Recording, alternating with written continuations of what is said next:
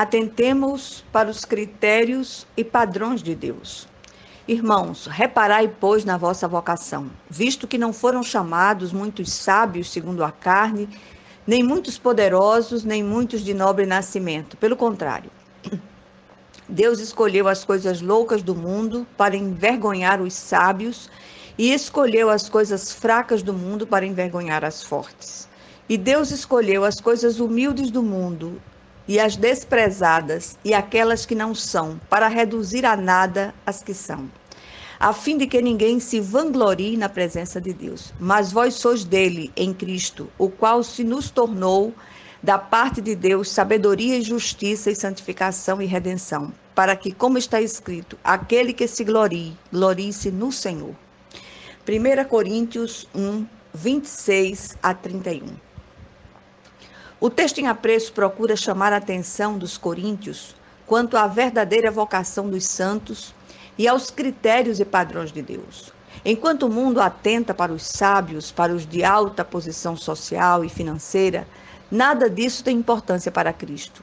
O mais incrível é que os métodos e valores de Cristo confundem os mais proeminentes do ponto de vista humano. É comum hoje o culto a personalidades, mesmo no meio cristão. Aos que se acham melhores, mais preparados, percebemos que esta era uma inclinação antiga. Esta era e é uma inclinação antiga. Jesus não pode sair do foco de nossa visão e ele não divide a sua glória com ninguém. Os coríntios tinham uma tendência de se ensoberbecer. Mas o evangelho da graça de Deus não deixa espaço para a vanglória pessoal. Deus não se impressiona com a nossa aparência, nossa posição social ou financeira, nossas realizações e muito menos com os nomes de família, nem com todos os títulos acadêmicos que possamos ter. O próprio texto revela que não foram muitos os chamados dentre os poderosos e de nobre nascimento. Na verdade, foram bem poucos aqueles que tinham uma cultura respeitável ou situação financeira privilegiada. A começar pelo próprio colegiado apostólico, formado em sua maioria por homens incultos, eles eram os que se chamam, o que se costuma chamar hoje de Zés Ninguém. O Senhor sempre teve uma predileção toda especial por aqueles que eram considerados imprestáveis e rejeitados pelo mundo. É assim que Deus faz, confunde critérios e valores humanos. O apóstolo Paulo procura lembrar seus leitores de 3 verdades que não deveriam ser esquecidas. Paulo lembrou os coríntios de sua identidade e vocação, lembrou os coríntios do motivo de terem sido chamados por Deus e lembrou os coríntios de tudo o que eles haviam recebido em Jesus Cristo, apesar deles. Eles deveriam lembrar que não eram sábios, nem poderosos, nem nobres. Contudo, Deus os chamou, apesar disso. Havia naquela época uma tendência na igreja de Corinto a partidarismos e de culto à personalidade, semelhante ao que acontece hoje. A vocação e identidade do santo de Deus é ser vaso para ser usado quando e como ele quer. O próprio Paulo é um exemplo de alguém que, mesmo tendo sido um luminar dentro do judaísmo, não se envergonhava de ter perdido tudo por amor a Cristo.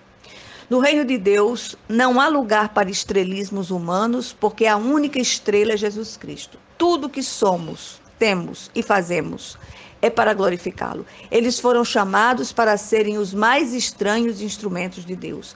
Aquilo que para o mundo é imprestável, para Deus é precioso e útil. Deus escolheu propositalmente as coisas loucas do mundo para envergonhar os sábios.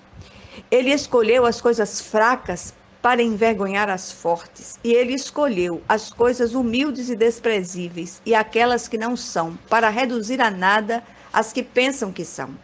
No versículo 19, diz: destruirei a sabedoria dos sábios e aniquilarei a inteligência dos instruídos. A própria mensagem da cruz era escândalo para os judeus e loucura para os gentios. O Senhor, na sua soberania, usou homens iletrados para impactar o mundo com a sua palavra de vida. Por que será que o Senhor usa valores e critérios tão estranhos? O versículo 29 responde essa questão, a fim de que ninguém se glorie na presença do Senhor. Ser pequeno, ser humilde, não ter títulos, nem nobre nascimento, não é defeito nem vergonha. Aliás, a Bíblia, como fonte inesgotável de sabedoria, nos ensina isso através de pequenos e insignificantes animais. Em Provérbios 30, 24 a 28, diz o seguinte: há 4 coisas muito pequenas na terra que, porém, são mais sábias que os sábios. As formigas, povo sem força, todavia no verão preparam a sua comida. Os arganazes, que são os coelhos, povo não poderoso, contudo, fazem a sua casa nas rochas. Os gafanhotos não têm rei, contudo, marcham todos em bando. O geco, a lagartixa, que se apanha com as mãos, contudo está nos palácios dos reis. Com as formigas, aprendemos a poupar para os dias difíceis. Com os arganazes, aprendemos a nos defender, nos abrigando na rocha, que é Jesus. Com os gafanhotos, aprendemos a trabalhar em equipe, porque ninguém faz nada sozinho. E com o geco, aprendemos a ser úteis. As lagartixas comem as moscas e os insetos causadores de enfermidades. Assim, mesmo sendo insignificantes, Deus os usa para nos ensinar lições preciosas. Se Deus usa esses animais, quanto mais a cada um de nós. Não há inúteis na casa do Pai, como diz a letra do hino. Todo aquele que crê já está em Cristo. E nem tudo o que necessita, e tem tudo o que necessita para servi-lo. Por isso, não precisa competir ou se comparar com ninguém. Cada um tem um papel único no reino de Deus. Cada um de nós é precioso para Deus porque foi chamado para glorificá-lo através da nossa vocação, que é ser instrumento em suas mãos. O Senhor fez todas as coisas esplendidamente. Ele é a grande força motriz que aciona seus instrumentos, por mais insignificantes que possam parecer aos olhos humanos, para realizarem a sua obra sobre a terra. Jesus se tornou para nós sabedoria, justiça, santificação e redenção. Portanto, aquele que se glorie-se no Senhor. A maior das vocações do santo de Deus é ser instrumento em suas mãos. O que é um santo? Alguém que foi separado para Deus. Todo cristão é um santo de Deus, porque foi separado para ele. O instrumento é um agente mecânico de execução de qualquer trabalho e precisa de uma mão que o utilize. Na oficina de Deus, tem o instrumento certo para cada tipo de obra a realizar. Portanto, nos alegremos em ser instrumentos e canais nas mãos do nosso Deus. Em nome de Jesus Cristo. Amém.